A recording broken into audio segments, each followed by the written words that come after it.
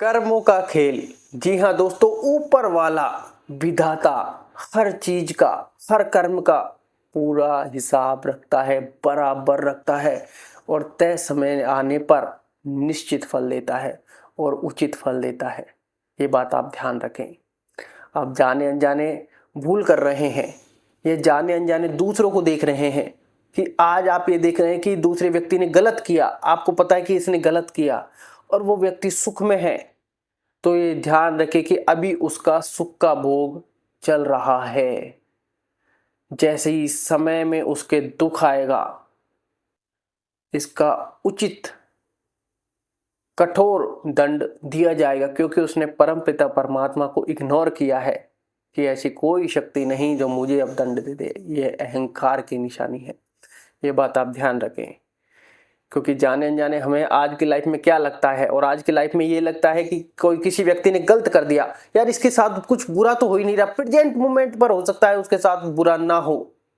ये बात आप ध्यान रखें, क्योंकि प्रेजेंट मोमेंट में अभी उसके सुख का भोग चल रहा है, तो पहले उसका उचित समय खत्म होगा, फिर उसका निश्चित समय जब दुख का आएगा तो उसकी सारी यातनाएं चालू हो जाएगी, और उसको जब आप देखोगे आप कहोगे कि इसको उस चीज का दंड मिला है, लेकिन आपने उस समय सुख में, इस व्यक्ति को सुख में देखकर पता चला आपने भी वो कर्म कर दिया है, और अब आपका मन आपको डरा रहा है कि यार हमने तो इसकी देखा देखी ये कर्म कर दिया कि ये तो दुख भोग नहीं रहा है, और हमने ये कर्म कर दिया है, अब इसकी ये हालत है, अब हमारी दुर्दशा क्या होगी।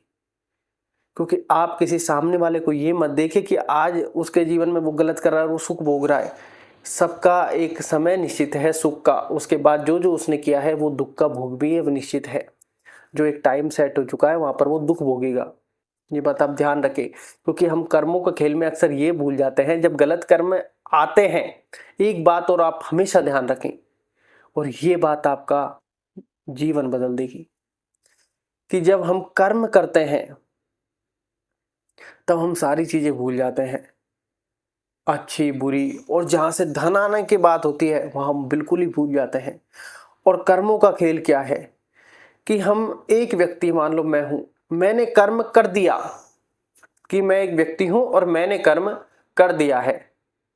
अब मान लो मुझे प्रसाद मिला, मान लो मुझे 1 लाख रुपए मिल गए, और 10 मेरे मित्र हैं, या फिर कहें कि 9 मेरे मित्र हैं और 10वां मैं हूं। 10 मैंने मेरे पास रख लिए और 10-10 सबको बांट दे कि जाओ मौज करो। मैं खुश, वो खुश, और ऐसा लग रहा है कि जीवन को सर्कुलेट हम कर रहे हैं, जीवन को हम चला रहे हैं, कि अब इसकी कोई सजा नहीं है।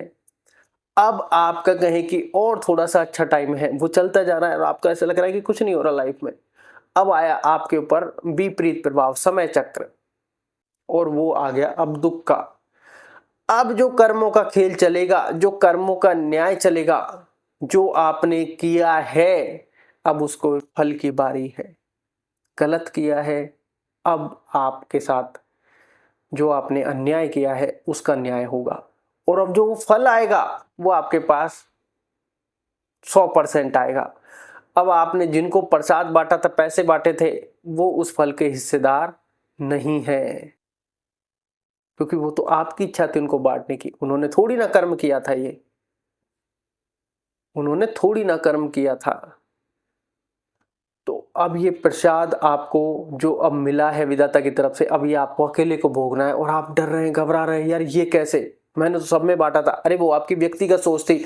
भंडारा होता है, भंडारे में आप सबको निमंत्रण देते हैं, सब खाने पहुंच जाते हैं, उनको पता थोड़ी है कि ये चोरी के पैसे से भंडारा हो रहा है।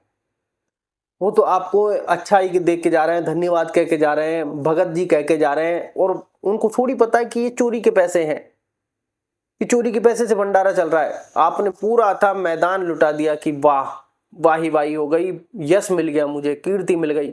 अब आया दुख का भोग।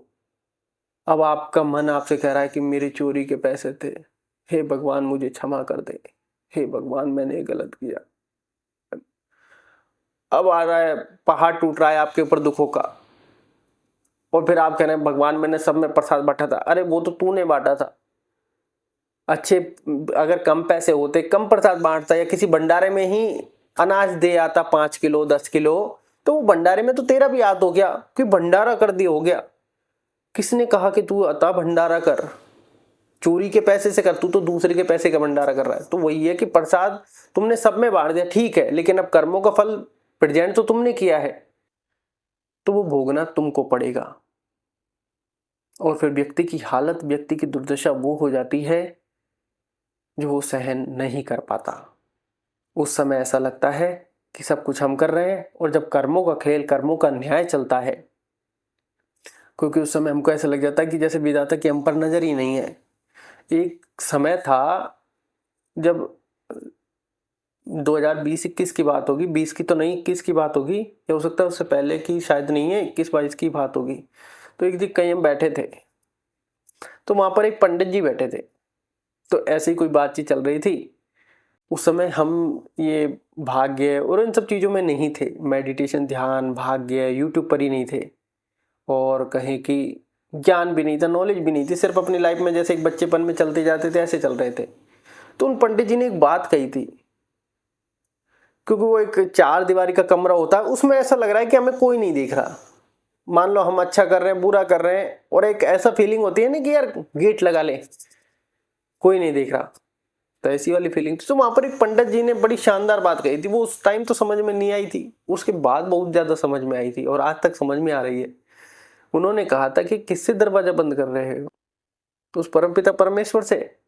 तो वो देखने वाला सब जानता है कि कौन यहाँ पर ब्राह्मण है, कौन पंडित है, कौन किस कास्ट का है, कौन जैनी है, कौन क्या है, और कौन कौन सा कर्म कर रहा है। वो उससे कुछ नहीं छिप सकता। ये बात आप ध्यान रखें। आप चाहे गेट बंद करके कर्म करें, चाहे गेट खोल कर कर्म करें। गेट बंद कर रहे हैं तो आप आसपास के लोगों को देख रहे हैं सिर्फ। कर्म करते वक्त एक बार उसका ध्यान जरूर करना चाहिए कि ये कर्म सही तो है ना। लाइफ में ऐसा ना हो जाए कि गलत कर्म कर बैठे, लोगों को ध्यान में रख के। कर्म करो ऊपर वाले ईश्वर को ध्यान में रखकर, कि वहां से तुम तिनका भी इधर उधर नहीं कर सकते। आप सोच रहे हैं कि मैं पूरे कमरे में अंधेरा करके बहुत कुछ कर लूंगा। अरे वो दिव्य ज्योति वाला वो परमपिता परमात्मा, और हम उसके अंश, और फिर उन्हीं पर शक कर रहे हैं कि मुझे कोई नहीं देख रहा। तो उन पंडित जी ने उस समय ये बड़ी स्पेशल और कहें कि बिल्कुल शार्प अंदाज में ये बात कही थी कि तुम किससे छिपा रहे हो।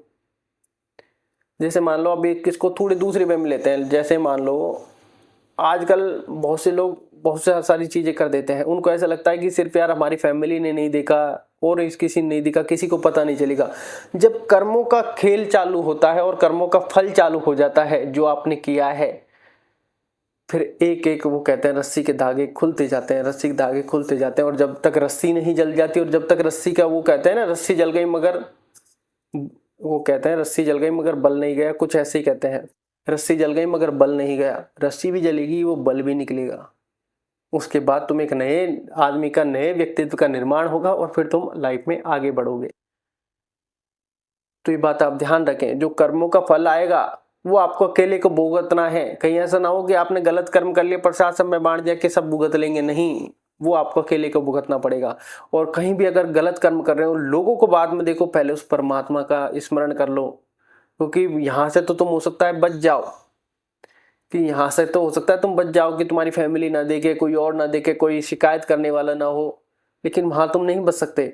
जब वो तय समय आएगा, आपकी फैमिली को भी पता चल जाएगा, आपके खिलाफ एक्शन भी होंगे, और आप कहोगे कि यार ये क्या हुआ, पता कैसे चला। और ऐसे सारे बहुत सारे के सोशल मीडिया पर पड़े हुए हैं, वो ये कहते हैं कि यार तुमने मुझे पकड़ा कैसे, ये बता दो। अरे तुम्हारा टाइम आ गया है भैया,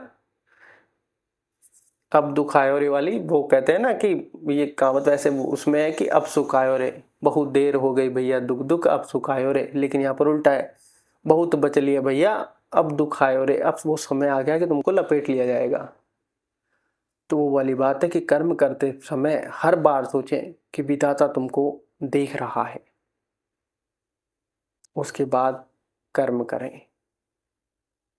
कोई भी, अगर आप अपने साथ कर्म कर रहे हैं तो, और दूसरे के साथ कर्म कर रहे हैं तो पक्का देख लें। ये बात आप ध्यान रखें। कहीं ऐसा ना हो दूसरे को नीचा दिखाने के चक्कर में, दूसरों के साथ अन्याय करने के चक्कर में, थोड़ा सा अपने यश पाने के चक्कर में, थोड़ा सा धन अधिक प्राप्त करने के चक्कर में गलत तरीके से सारी चीजें कर बैठते हैं।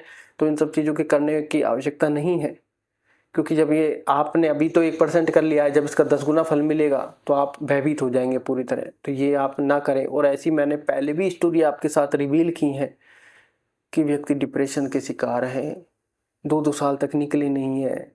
ऐसा नहीं है कि जीवन में गलतियां नहीं होती, गलतियां, वो कहते हैं इंसान गलती करने की कठपुतली है। हमसे भी हुई है, आपसे भी हुई है, ऐसे जाने अनजाने हमने भी ये चीज़ें की हैं, और भी व्यक्ति ये सब चीज़ें कर रहे हैं। लेकिन जब आपको ज्ञान हो गया है कि भैया ये गलत है, ये तय समय पर हमको भुगतनी भी है, देखने वाला परमपिता परमात्मा भी बैठा है, तो स्वीकार कर लो कि हाँ मैंने गलती की है और इसके लिए मैं क्षमा मांगता हूँ, और आगे जाने अनजाने मुझसे ऐसी गलती ना हो उसके लिए मुझे सद्बुद्धि प्रदान करें।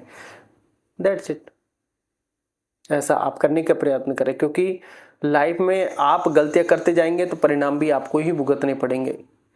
इसके लिए आप थोड़े अपने मन को वश में करने लग जाइए, मेडिटेशन कीजिए, ध्यान कीजिए, योग कीजिए, व्यायाम कीजिए, जिससे आपको एक मानसिक शांति मिले। मानसिक शांति जितनी होगी उतनी आप सोचने समझने की शक्ति बढ़ेगी, एक स्मरण शक्ति बढ़ेगी, अंतरात्मा को पहचानने लगेंगे, और गलत कर्म करने से पहले ईश्वर का स्मरण भी करने लग जाएंगे कि भैया ये तो गलती हो गई है, या फिर ये गलत कर्म है। वो पहले ये गलती हो गई तो क्षमा मांगेंगे फिर तो। और कहें कि आप कह रहे हैं कि पहले गलती कर लूँ फिर क्षमा मांग लूंगा, ये तो जानबूझकर करने वाला अपराध हो गया। तो यह बात आप ध्यान रखें कि कर्मों का फल जब आएगा तो आपको अकेले को भुगतना पड़ेगा। धन्यवाद।